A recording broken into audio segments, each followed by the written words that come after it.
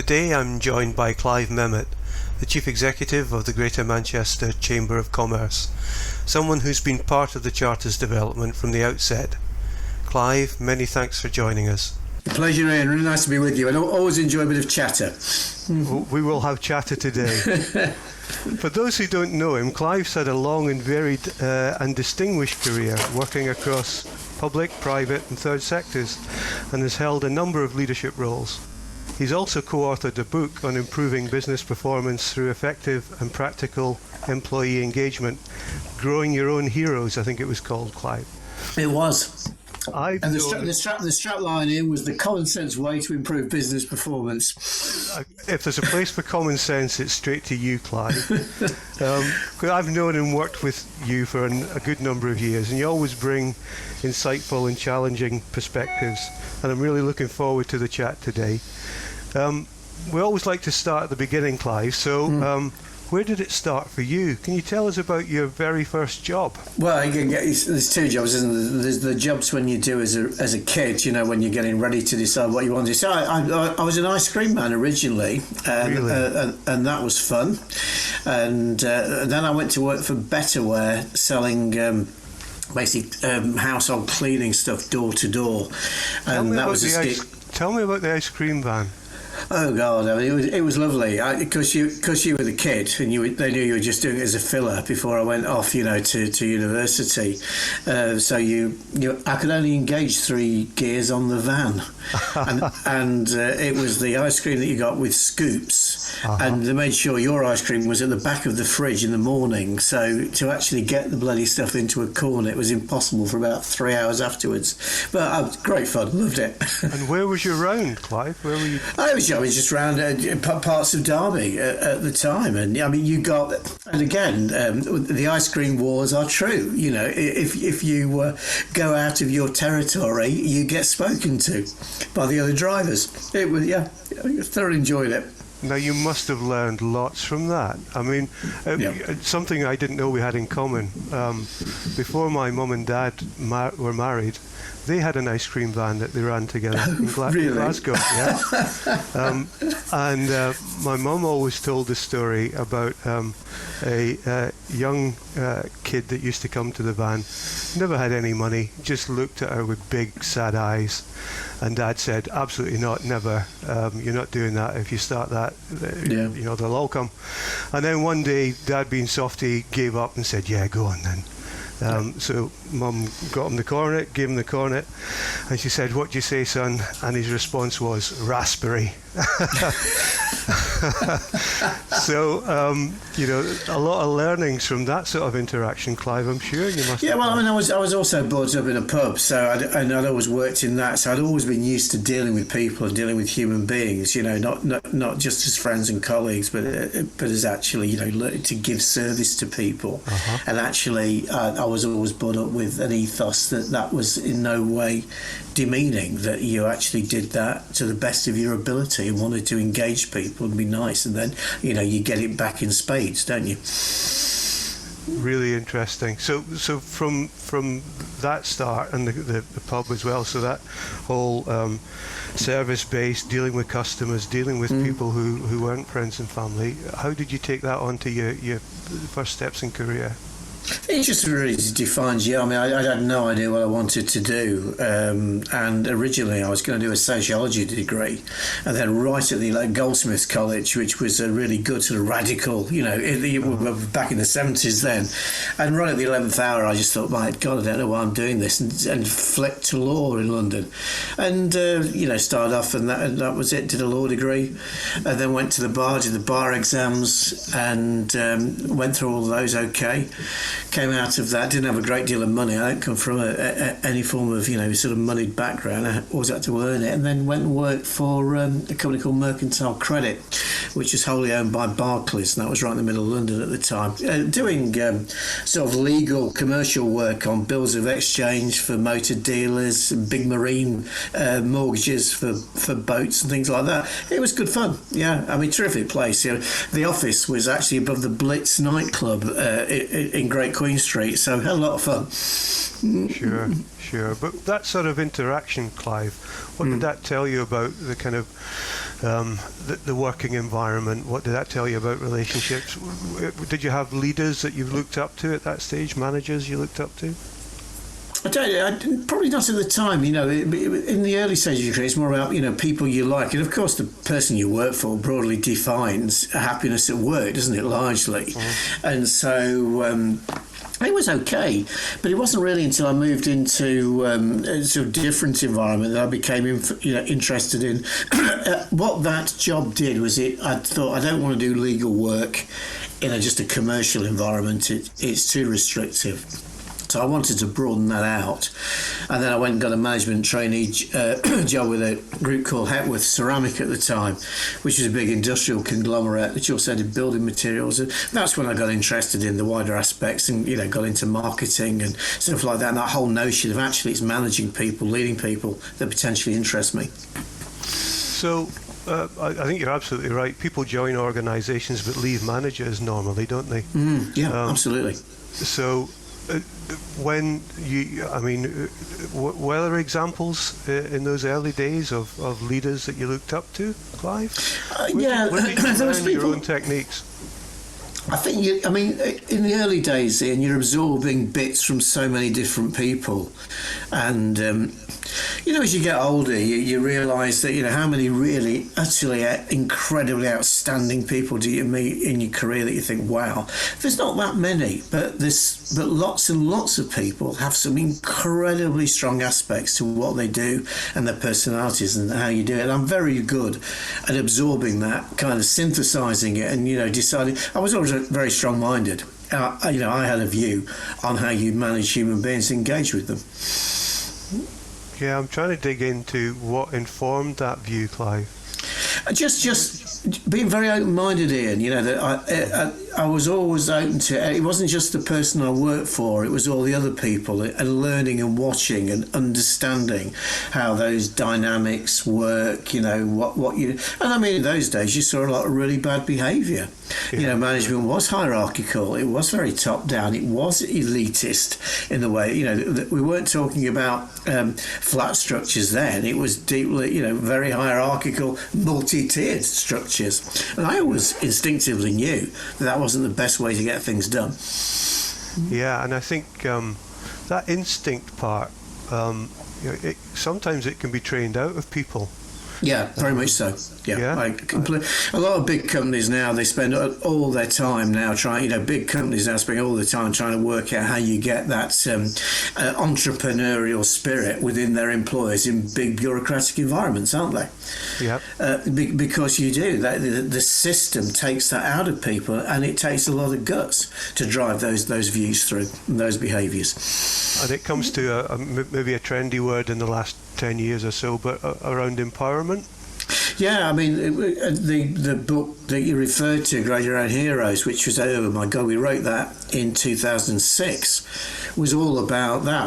I wrote it with a guy called John Oliver. We co-authored it. John was the guy that ran Leyland Trucks at the time and had those huge issues with the unions and turned that into and it won European Manufacturer of the Year, for 3 years. It was an incredible story, and we both had that view, and between us we could cover the big corporate and the sort of SME market and how the differences are in there, and that book was based on what we said, common sense view of what empowerment actually means. And empowerment can't be given, ultimately it's got to be taken as well. Yeah, I guess so. I guess it needs facilitated by a leader that allows it, doesn't it?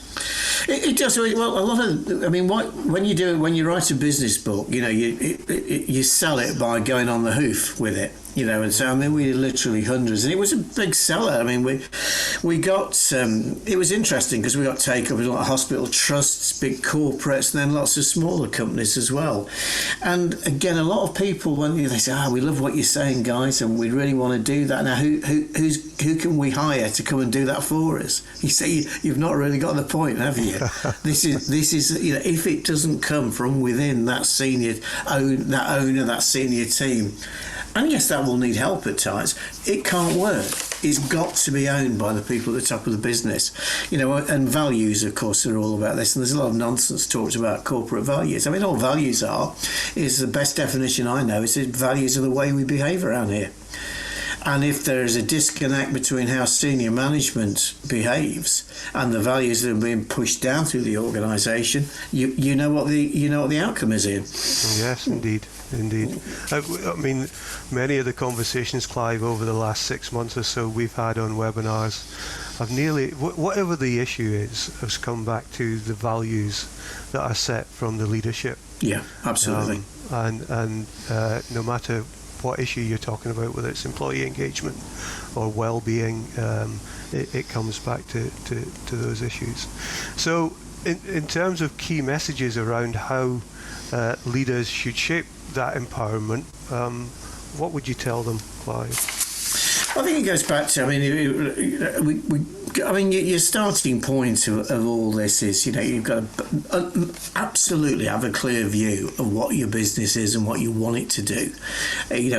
When you start off on journeys like this, identify what common crises there are in the organisation, and then in the senior team, you've got to convince yourselves that this is what you want to do. Because a lot of managers just want to, they will default to immediately skip to the process. How are we going to drive this program through the organisation? Well, I should say that you start with values. You start with absolute conviction among the senior managers in that team that this is what you want to do, and you're willing to effectively, completely manage and lead the business in a different way.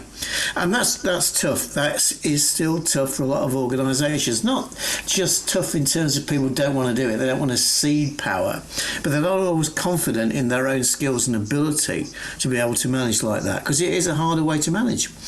And where does the employee engagement come in that, Clive? Well, that's what I'm saying.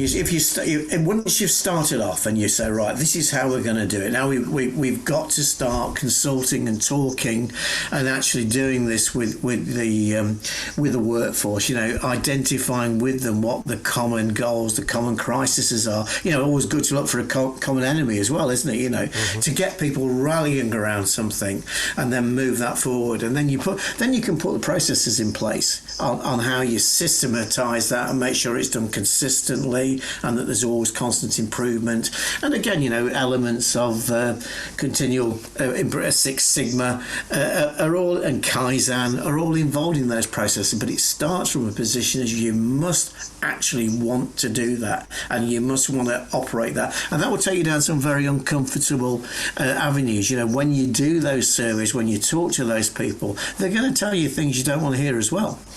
And management's very good at convincing itself what it thinks it's had in the organisation, which is often far from the truth.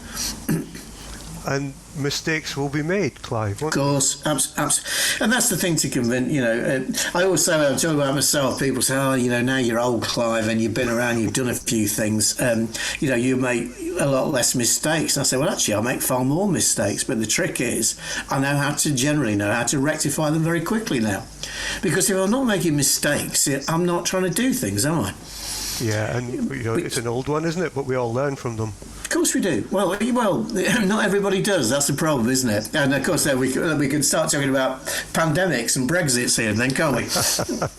Let's not go there today. We're trying to keep this light. Oh, go on. I mean, well, if you want, Clive, in this the context of where we are right now, the world of work is going through some sort of transition, and we will come through this at the end. What do you see as the principal challenges for employers as they come out of this? So let's be optimistic. We've got the vaccine on the way. Maybe in the next 6 months we'll return to something. But it'd be good to know what your views are on that. Well, I think you said something very important there, because I think what's one of the interesting things, as we emerged from Christmas into January, was into lockdown 3, hard on lockdown 2 with a bit of tiered stuff in the middle of it, was of course what you get is the collision of January blues with 10 months into a pandemic, And so I'm saying to people, this isn't March last year. We are emerging from this now. It won't feel like that. But of course, everyone feels so glum. Yeah. And everyone's been subject to, let's frankly, very inconsistent messaging for a prolonged period of time. So they're really kind of hunkered down. The main thing, Ian, is economic, isn't it? In terms, this is a health pandemic, so we must put people's health first and foremost and primarily get that sorted out. But the economic consequences emerging from this will be just as great. So it's going to be tough, and we're going into an era of very, very high unemployment, particularly very, very high youth unemployment. So it's going to be a tough time, and we know that all that support that's available at the moment is going to have to be paid for downstream. Now that payment's not going to be asked for a year or so, but my God, when it comes in, it's going to be steep. And the only way you can put money like that back into the Treasury coffers is mainstream taxation. So the economic consequences will be tough, and that means, and combined with unemployment, it will be quite a difficult time. What people have learned, everyone's talking at the moment around, the new normal. History tells you that everyone talks about, when you have a major crisis in the world and whatever that is, we'll never go back to what we're doing again. History tells you most people do go back to doing what they were doing again. But I'm more of an altruist on this. I think people, let's be honest, we're all doing things we wouldn't have dreamt of doing 10 months ago. We've done things in a few months which would have taken years to achieve, in the normal course of business. So there's some good things there. However, let's also be clear that early narrative, in the first couple of months, everyone's going, my God, this is incredible, isn't it? Look at the new efficiencies. And then 6 months after that, they realised they were confusing cost savings potentially with efficiencies, and the efficiencies weren't as clear as they first thought. But it's certainly one thing it has grounded is this notion of, what does a working day look like and a working life look like here? And I think that people still look at it in quite a binary way, don't they? You're either at home or at work. And the truth is that hybrid's going to come out of this. You'll do work at home, you'll do work in the workplace. Now, not everyone can do that, clearly, but for a lot of the people based in offices, that will be what is the, in inverted commas, the new normal. Now, what's interesting is that people still see that less flexibly than I do, because they'll say, right, Monday I'm at home, Tuesday I might go into the office, and I say, well, fine, but sometimes you just have to go into the office for a couple of hours and then go and do something else. We have to look at it in a completely different way. We've cut our working hours to a permanent 4-day working week on the back of this, because we saw that was the time to do it, to actually give people back, to recognise that there was something really different emerging from this, that people can be more productive in less time. Responded to that, Clive. Did you enjoy it? Yeah, absolutely.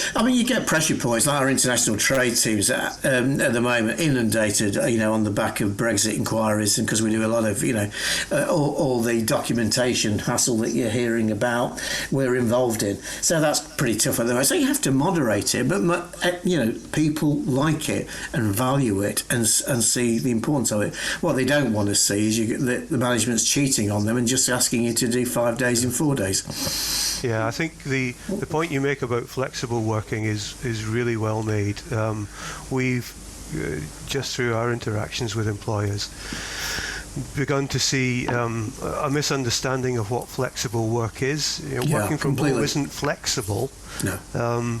Flexible work means the variation of time, the balance of care needs, childcare needs at this moment, and homeschooling, all those things built in. Not just you're away from the office, therefore you're flexible. Yeah, you're so right. And there's a measuring emerging as well in the last few months. People are thinking, hey, are we being cheated here? Are we getting value for money? And people have just concentrate on the outcomes. It really doesn't matter often the hours that it's worked, it's the outcomes. As long as those outcomes are forthcoming, and and you're encouraging people to, we absolutely understand those childcare difficulties, and but as you can do that whenever you like, but as long as we get those outcomes, that's what we've got to focus on. Now, I've got to say, there's a lot of rhetoric about that, but there's a lot of companies still not doing that.